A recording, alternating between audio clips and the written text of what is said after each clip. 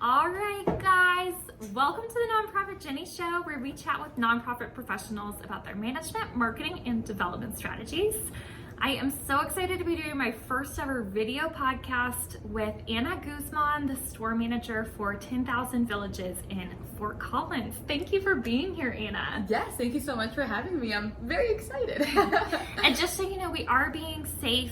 Anna was masked up right before we started this. We're like sitting far apart, and I believe we're both vaxxed. We're fully vaccinated, yes. Can't wait for that booster shot. Amen. All right, well, so today I'm here with Ana in her 10,000 Villages store because I have seen a lot of nonprofit stores in my day. You might actually have one yourself. And I've seen some really pretty stores like this. You can see this one's really organized. And I've also seen some really not so nice stores, particularly when we get into like the thrift store kind of area, right? Yes, those can get a little intense to say the least. Yeah. So I'm here with Ana because her store is gorgeous. I want to talk to her today about how to maintain, set up, manage a beautiful shopping experience as a nonprofit store. But then also I want to highlight some items in her store that make great holiday gifts in this new segment I have called Gifts That Give Back.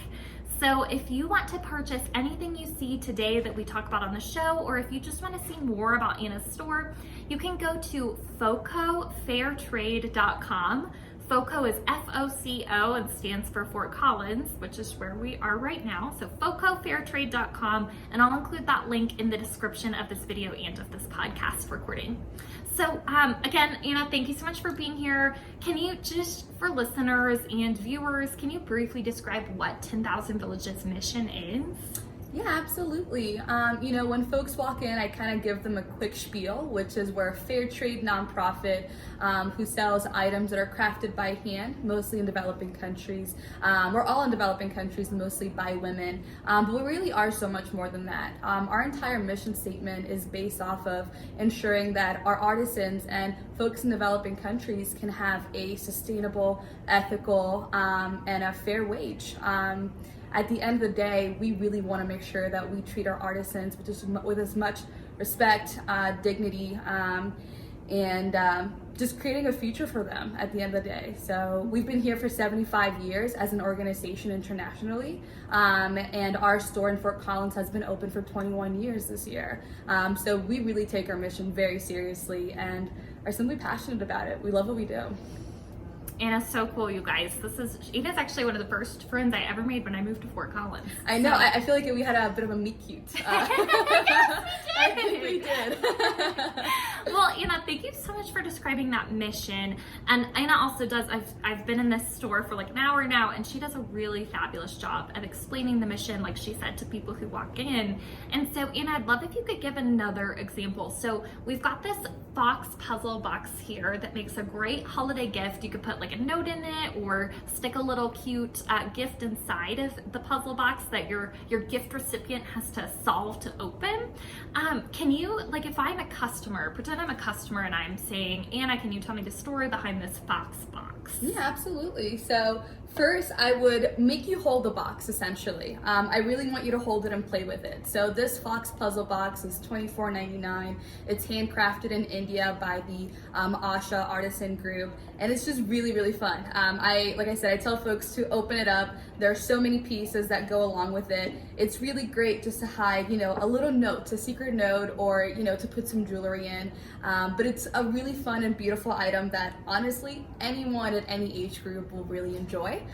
They really focus on providing education and healthcare to their artisans. So there's just so much love and care, from the beginning stages of this being created, that honestly, I say it would sell itself. Like I said, it's really fun, it's really cool. It's made out of shisham wood, which is really sustainable, it's easy to grow, and it's really long lasting. So. Oh my gosh, you guys, can you tell how knowledgeable she is about her products? This is a tip I want you to take away is Ana can tell you the story behind any of the products in here and empowers her volunteers to do so as well, so that you get a really well-informed answer if you want to know about any of these items.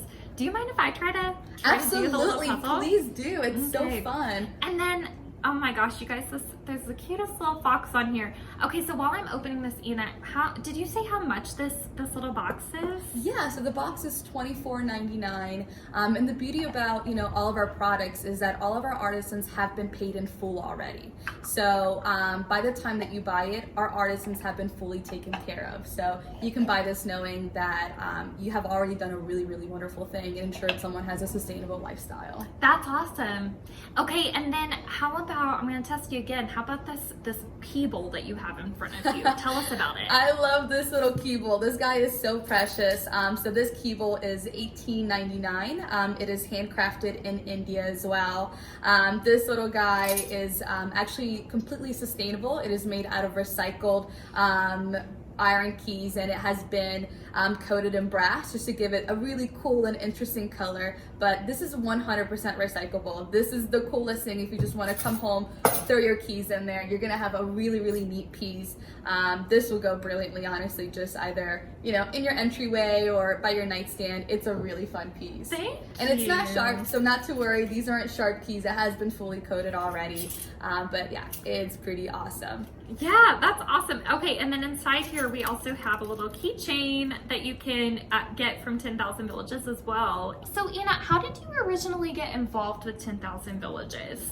Yeah, so I started at 10,000 Villages here in town 2 years ago this year, and it was genuinely coincidental. I knew I had one thing in mind, and that's that I wanted to work for a place where I could be excited and I felt passionate about. I had worked retail in the past, but I did not love having to upsell people. I did not like having to convince people to buy things that I didn't really care about or thought looked nice, honestly, or they didn't need. And so when I moved to town, I passed by the store and I said to myself, wow, this is really interesting. This is cool. They weren't hiring. I dropped my resume off just in case. And a week later, they called me and they said, actually, we are hiring. I got an interview the next day, and I've been here since. I've worked my way up from the bottom. I recently became the manager this past year. I love 10,000 Villages. I've Yeah. always been excited about the mission, but I'm curious about you personally. Why did you get excited about this mission? Yeah, I had always been interested in wanting to work with folks in developing countries. It's funny, I actually recently found my resume from high school and it said, my goal is to work for nonprofits and NGOs. And I said to myself, I forgot about that, but here I am several years later and I'm doing exactly what I love. So I knew I have always wanted to help and be part of a mission that helped folks in developing countries. As I personally am from a developing country, I'm from the Dominican Republic. And so I knew that's something that I was passionate about, and I was hired by this incredible woman named Wendy Poppin, and her excitement was contagious, like truly contagious. And through her mentorship and her education, I became 10,000 Villages' biggest fan, essentially, and now I get to be a cheerleader, essentially, as a on a daily basis. Yeah, absolutely. So one thing that I think is really important for nonprofit store managers or owners to keep in mind is that you're obviously passionate about selling your products. You have beautiful products here, Ana, but your shop's purpose isn't just, it's not a for-profit business. So your goal is not necessarily to, like you said, upsell and sell the most number of goods. There's a dual mission there. The other part of your mission is that you are trying to educate people about why fair trade matters and also set an example for other businesses to encourage them to adopt more ethical practices. So how do you go about balancing those two priorities of we do need to make money so that we can pay our rent, but also the more important thing is the mission? Yeah, I go back and forth with that one, and I think that's on an ethical level. Obviously, my artisans are paid ahead of time, but also equally as important to me are my staff and keeping our doors open. Like I said, we've been here 21 years and I don't plan on us stopping anytime soon. So it can be quite difficult on an ethical level because since my artisans have been paid ahead of time, I don't want to price things in a way where I'm going to overly make a profit, because that would cancel out the fact that we're a nonprofit store. So that's a hard balance, and I think it's something that I have to figure out on a daily basis, to completely frank with you. Yes, I think, and that's something we can all, I think we can all embrace that attitude of, you know, we don't know the answer. There isn't always a right answer. There's sometimes a more right answer, but there's not one right answer. But so back to the pricing, I'm so glad that you brought that up, Anna, because that's something that nonprofit store managers and founders are going to have to consider as well. So let's use this example of this beautiful, I love this little clickety clacky necklace. Yeah. Can you tell me a little bit? So this says that it's crafted in Ecuador. This is another thing I love about 10,000 Villages is their tag. You can always kind of see where everything's from. And so this necklace is made of what? Do you know? It's called tagua. Ooh. So tagua is a really wonderful nut that is found in Ecuador and other parts of South and Central America. And it's really, really incredible. It's when you actually find it out in the wild, it's kind of like a bit of a pocket. And once you break the pocket open, you're gonna find separate little pockets full of the tagua seed. So you can just remove it, and it's really, really easy to mold and shave off and carve it into a really beautiful item, kind of like this. Yes. This tagua tropical necklace is $34.99. Like you said, it's handmade in Ecuador, and it's really easy to dye. You're right. These are dyed beautifully. They're so shiny, and I wouldn't know that they're a seed, honestly, if you hadn't told me. So, okay, so you said this $34.99. How did you come up with that pricing for this? So with that pricing, for all 10,000 Villages items, it's actually the bigger part of 10,000 Villages that comes up with the pricing. So that's not something that I am personally in charge of. So I am in charge of pricing things that I order that are not coming directly from 10,000 Villages. I order from, several other artisan groups that, I have some flexibility in actually, supporting. But with 10,000 Villages, they price it themselves. So then the next thing I really want to point out is this really gorgeous canvas bag. It's gender neutral, if you care about that sort of thing. And I mean, it's so fashionable. It's got like the little flap, but also zips open at the top. And Anna, you were showing me earlier all the zips. There's one in back here, but then also I found this hidden side zip. There's right a here. million zippers in that guy. Yeah, no, that is like the perfect travel bag. Especially, I was telling Jenny, I love the zipper in the back. If you're traveling somewhere and you want to keep, let's say your cash or, your tablet a little bit safer and closer to you, that's a really, really awesome little compartment in there. Yeah. But yeah, no, that guy is handcrafted in India. It's definitely pretty gender neutral, so it's going to be a great gift for anyone and everyone. And it is priced at $69.99. It is a canvas bag, and all of the zippers and little buckles are going to be made out of brass. Yeah. So I'm so glad that you brought up the price on this, because when I looked at this bag, honestly, I was like, oh my gosh, you have to have it. I do think I'm gonna go ahead and buy it. But most of the fair trade stores that I go to, this bag would be priced in the hundreds of dollars. Yes. And so that's another thing I love about 10,000 Villages. As a nonprofit store, again, their primary goal is not the profit driven aspect. It's mission driven. And so I really love that aspect of 10,000 Villages. Do you have any advice for nonprofit store managers for fair pricing of their items where, we can be mission serving, but also sustainable from a budgetary standpoint? Yeah, no, absolutely. I mean, I definitely first think of the artisan. To me, our whole point is to be ethical. So price with being ethical in mind, not when you're paying an artisan an X amount and then you're making an insane surplus. Price it just enough so you can count on the artisan being taken care of, and then on your necessities being taken care of.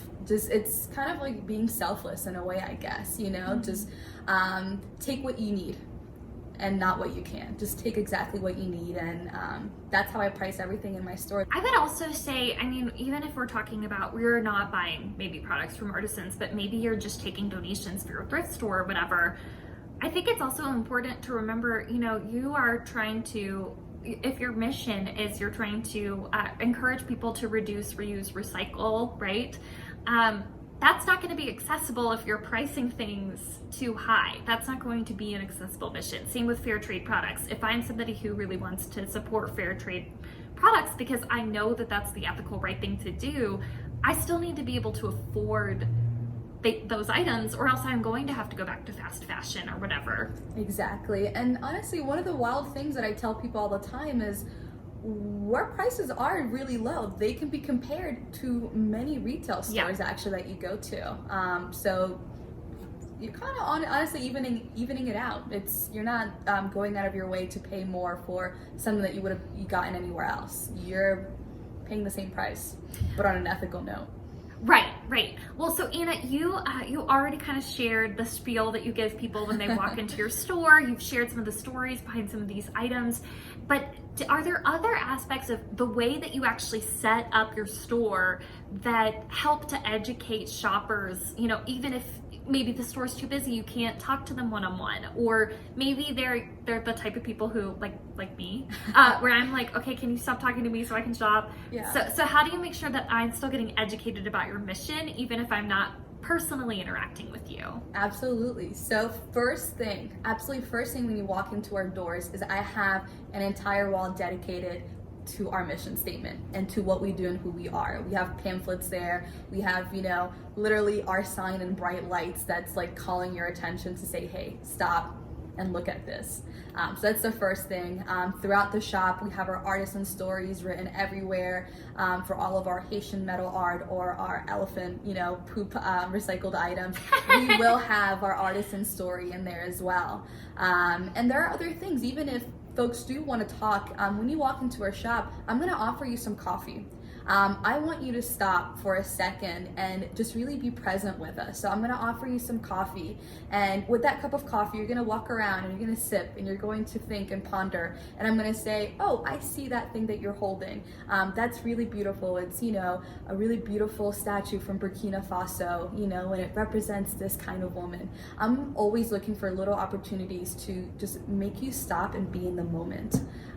There's a lot of ways that I think you can really be present and call attention, to what you have. The items speak for themselves. We're kind of like the icing on the cake. Yeah, so let's talk about these, for example, because this is an example of 10,000 Villages Often Chooses items that have the story right there on them. I'm not going to even try to pronounce this. Huh? Can you pronounce this brand? That is Ukuva Africa. Oh. Yeah, so, and I might be butchering that as well, but that's what I tell people. But it's coming in from South Africa, and it's a really, really beautiful line of different spices and peppers and such. It honestly goes so brilliantly with any dish. And there are definitely some common things that you'll find, literally just like salt and peppers that we'll have, but then we'll also have different blends that are Madagascar blends or harissa blends. We really try to keep it as exciting as possible. Yeah, so this one that I'm holding right now, which I promise I'm going to pay for, you guys, it's called Khoisan seaweed salt, and seaweed is so good for you, so I definitely had to grab this one. And Ana, do you want to try this? I would love to. I've never actually tried that one myself, so this is a fun opportunity for me as well. Okay, so let me pull out this napkin real quick. Okay, so I'm grinding it. I love that it's really thick flakes, so you're definitely gonna get just like a really beautiful burst of flavor. Oh my gosh, I love these pre-mixed spices. Because, there are some people who brag about like their famous rib rub or whatever, and I am not one of those people. I just need it to be good, and I don't trust myself to make it good. So this would be a great gift for me, honestly. Okay, you ready? I am ready, yes. Okay.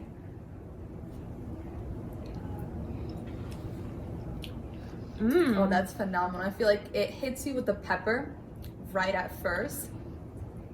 That's true. And then the rest just kind of slowly trickles in. Oh, that's delicious. I know. And it's definitely generous on the salt as well, which I'm a fan of salt, so I don't see this as a bad thing. But that's really, really delicious. And I feel like towards the end, that's when you kind of start tasting the other hints of the corn and of the seaweed as well. I definitely taste the seaweed. And like I said, I'm a huge fan of seaweed. So this is awesome. Well, so, okay, how much are these? So this entire line is $7.99. So it oh, so affordable. Super affordable. I should have asked before I agreed to pay for it. But that's awesome. Great. Okay. So, so then when you're talking to shoppers about this, or are there other kind of ways that you, like, let's look at this next item, for example. This is adorable, by the way. We live in Fort Collins, which is a huge biking city. And so this is a pizza cutter that is shaped like a bike. It has two little cutting things on the little bike. It's $21.99. So does this have kind of a sign or anything near it in the store so that you can tell what this is? Absolutely, yeah. Okay. So we label it, but it seems like people could be looking at anything and they'll see it across the room and run to it because they cannot believe that we have a bicycle-shaped pizza cutter. It is It is absolutely our most popular item that we have. So it's priced at $21.99 and it's made by the Noah's Ark artisan group in India. It is definitely just like a focal piece for you to have in your home. Yeah. This seems like a great gift for like bikers or people who are really active, who you don't know what they need as far as like their athletic needs. Exactly. But I mean, this is just super cute. And yeah. And if you just love pizza, I just think, as long as you're a pizza lover, you're gonna love our pizza cutter. Yes, for sure. Well, so then can you let's flip it. Are there examples you can tell me about how you set up your store to really drive sales, to get people not just excited about the mission, but also willing to take that next step and give you their money? Yeah, no, absolutely. I mean, as Jenny knows by now, we've only known each other for a couple months now, but I am constantly changing the store, like dramatically. It's not like, oh, I'm gonna, shift this. No, I dramatically change the store because I want our old and new customers to come in and say, is this new? I have never seen this place before. I don't know where things are. Let me look around and really take my time to find out where that old thing was or where this new item is now. I am also a firm believer in minimalism in a lot of things in life, but especially when it comes to retail. I personally don't like to feel overwhelmed when I go into a shop. I am someone who likes to feel like an item was made for me. And it feels very much so catered to me. So I definitely follow the minimalist curated approach. Especially with a nonprofit and a fair trade nonprofit, aesthetically, you don't want to have too much of something because you want to emphasize how special each item is. If you walk into a fair trade store and see 20 of the same basket, you're gonna say, well, is this mass produced? Like, why is there so much of this? Good point. So you really want to, if you have a back room, fantastic, use that space. But on the floor, you really want to emphasize how special everything is. So you want to give it, a special place. You want to make it clear and visible and easy to touch and feel and carry and whatever it may be.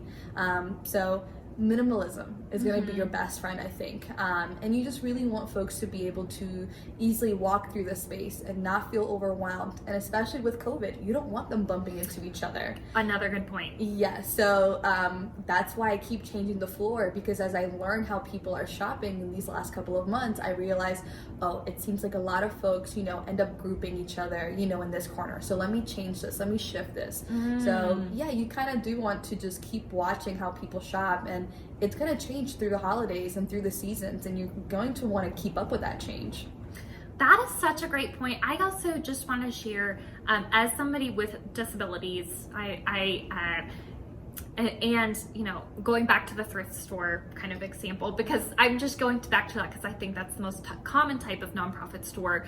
A lot of people who are thrifting, including me, especially if we have disabilities, we're often thrifting partly out of necessity because our medical costs are so high. And I normally, when I have to stand a lot, I have a wheelchair because I can't walk for too long, and I could easily bring a wheelchair through Anna's store here. I can say a lot of thrift stores I've been into, I kind of have to leave because my wheelchair doesn't fit down the aisles.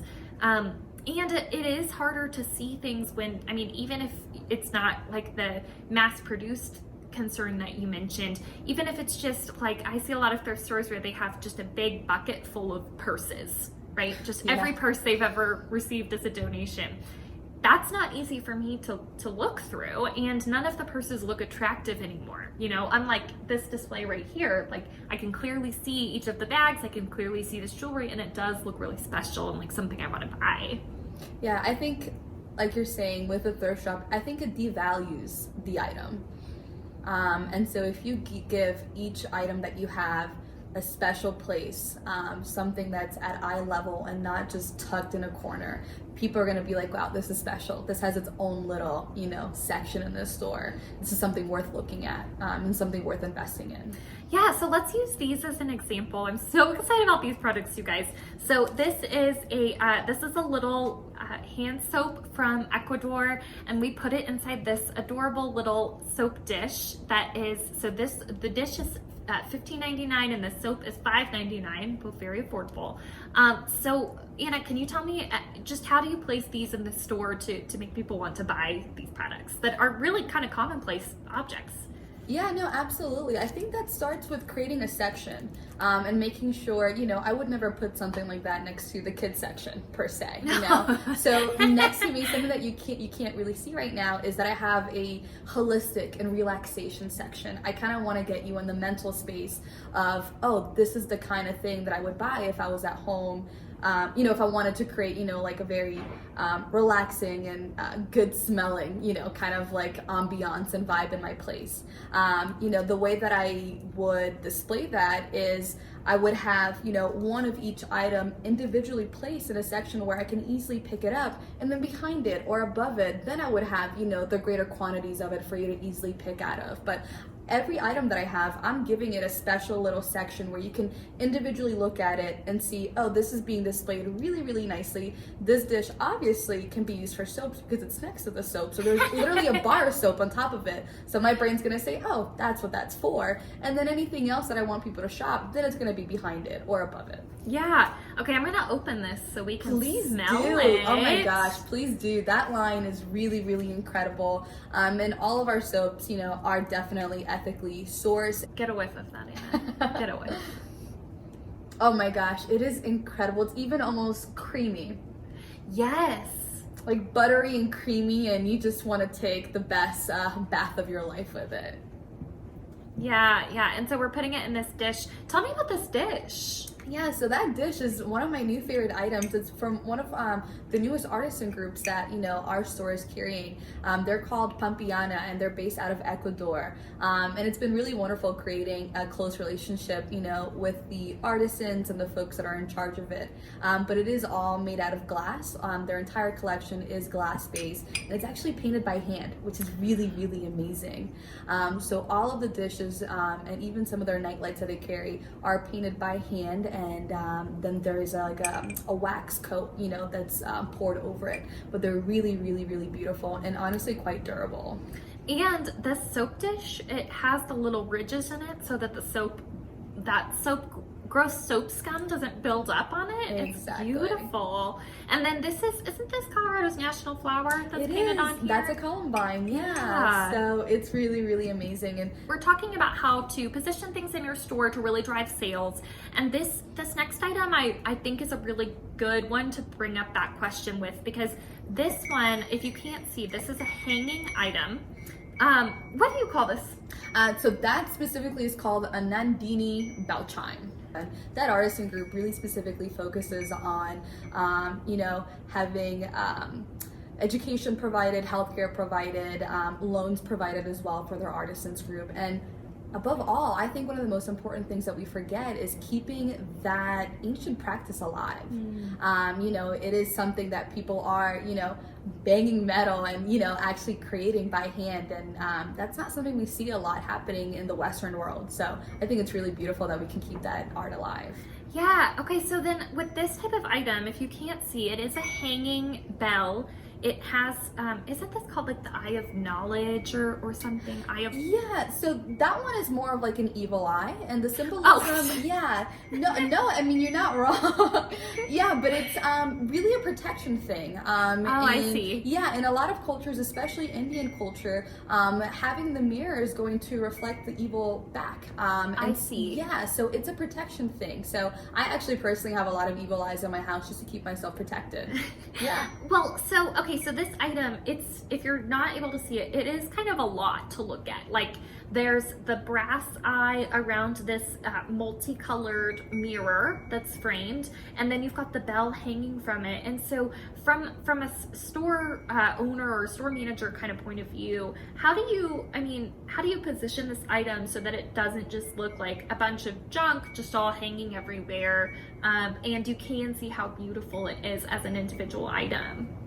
I think that the best thing to do with something like this is to create a story, essentially. So this is the kind of thing that I have in my home section, where, you know, I'm gonna place it in a way where it's going to give you the idea of, oh, this can fit really well on this wall because it's next to these tapestries, or it's next to, you know, these kitchen items, and I think that would look really, really great, you know, above this doorway, or it would look really, really great, you know, in my bedroom, or even just like on your doorknob. A lot of folks use that for. So with items like this, where you're just like, gosh, what am I gonna do with this? Create a story. Give people the thought of saying, oh, well, you know what? They kind of propped it up in a way where it makes me want to put that in my bedroom because they had it next to some pillows and some bedding. Interesting. So you're giving people that idea without even having to say it out loud to them. You're not saying like, oh, do you not know where to put that? Let me tell you. You're just positioning it next to things that will kind of spark something in people's minds. Exactly. Yeah. Great. Okay, and then just so people know, this is $18.99, and again, it's beautiful. Well, so then, in a what last kind of advice, and we still have a couple more items to go through here, but what last advice would you have, just with what we've gone through so far, for nonprofit leaders who are maybe either opening a store for the first time, or they realize like, oh, our store could have a better shopping experience where people buy more things, but also learn our mission more? Yeah, I mean, I guess I would say, you know, going back to that minimalism, less is more at the end of the day. I would rather have less items in my store that have bigger impacts and, you know, bigger stories versus a bunch of, you know, kitschy items, honestly, that aren't as, you know, important or as influential. So really focus on what you have. Your stories and your items will speak for themselves at the end of the day. And that way you can truly be knowledgeable of what you're carrying. And you can educate, you know, yourself, your customers, your staff, and your volunteers.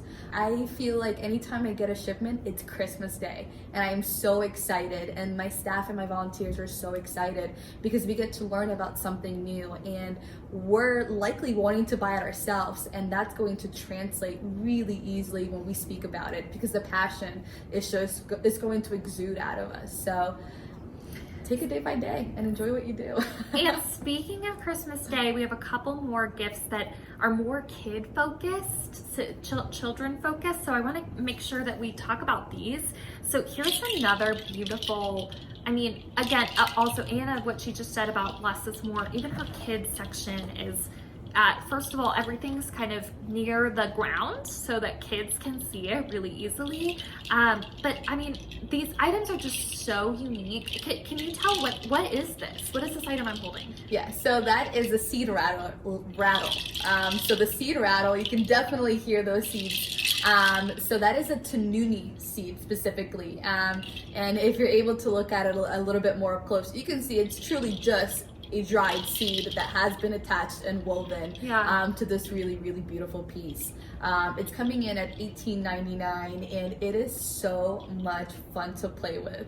And yeah, this is something that I'm definitely, you know, placing towards the bottom because I want, you know, a kid to see the bright and fun colors.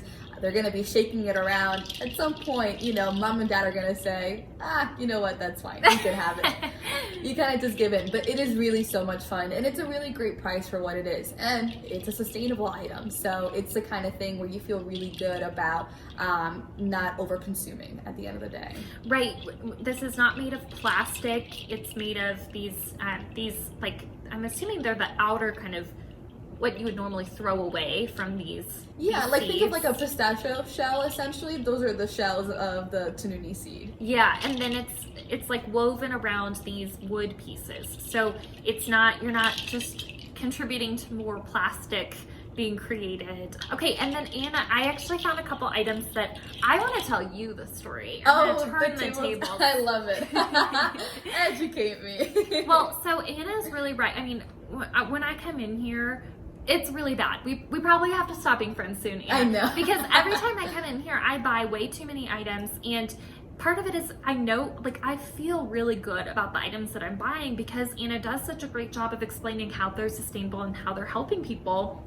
And so one of the items I recently came in to buy some gifts for my niece. She was turning 8, and so I bought her one of the Ellie Poo journals. And Ellie Poo, if you don't know, oh, there's not a card in this one, but there are cards that come with every Ellie Poo journal. This is made out of elephant poop. And so it's extra sustainable. So it is completely sanitized. They clean it super well and turn it into paper, and I've written on it. It's super easy to write on. They have all different types of Ellie Poo journals in the store. So I got her a journal so that I could tell her the story of Ellie Poo, because she is a science nerd like myself, and so I thought she would really enjoy the story that comes on the little card. And then I also got her one of these elephant measuring tapes to kind of go along with the journal. And I have to say, she was actually disappointed when I first gave her the gift. But you guys, look at this. It's like you pull out the measuring tape, and then at the bottom there's little buttons so you can like reel it back in, and they're handmade. Oh, I messed it up. We'll have to get you to fix this, Anna. But my niece was a little disappointed because she was like, why, you just gave me a tape measure and a journal? But you know what? I taught her how to create a scientific journal inside of her poop notebook. And she was going around the house the rest of the day just measuring things and writing down her scientific observations, just looking at natural things in her backyard. And so these are just like really great gifts, just to sum up. So these journals are $16.99 each, and this little measuring tape is $12.99. And do you want to add anything that I left out about either of these?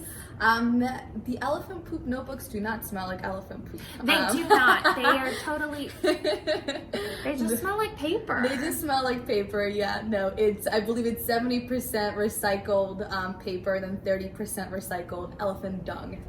But yes. But if you're buying for an 8-year-old, she loves when you say the word poop. Oh my gosh, kids freak out whenever I tell them they're holding poop. They cannot contain themselves. And they're just really lovely. They're honestly quite soft. They write really, really smoothly. It's great as a sketchbook, or just write your notes in. It's really, really fun. Yeah, and this is also employing people in Africa who are taking care of the elephants, rescuing elephants from hunters potentially, and then actually cleaning all of this, making sure it's nice and clean and not smelly for you to use. Well, thank you so much, Anna. Again, you guys, make sure that you go to focofairtrade.com so you can shop Anna's beautiful merchandise. That's focofairtrade.com, and I'll make sure to include that along with the 10,000 Villages Fort Collins stores social media links, and also an event calendar, because Anna and her lovely volunteers are going to be staffing all different sorts of festivals and art fairs during the holiday season. And you guys don't just do those in Fort Collins, you do them all over northern Colorado, right? We do, and Wyoming as well. So we will be in Cheyenne, Laramie, and all sorts of places throughout Colorado. So okay, so if you live in one of those regions, check out the notes in this episode description, wherever you're getting your podcast or watching this video right now, and you can see everywhere that they'll be during the holiday shopping season if you want to see some of these items in person. Thank you so much, Anna. This has just been lovely. I know my listeners and now viewers are going to really appreciate this conversation. No, thank you so much, Jenny. I am honored and humbled to be here. So yeah, thank you so much. I appreciate your time today.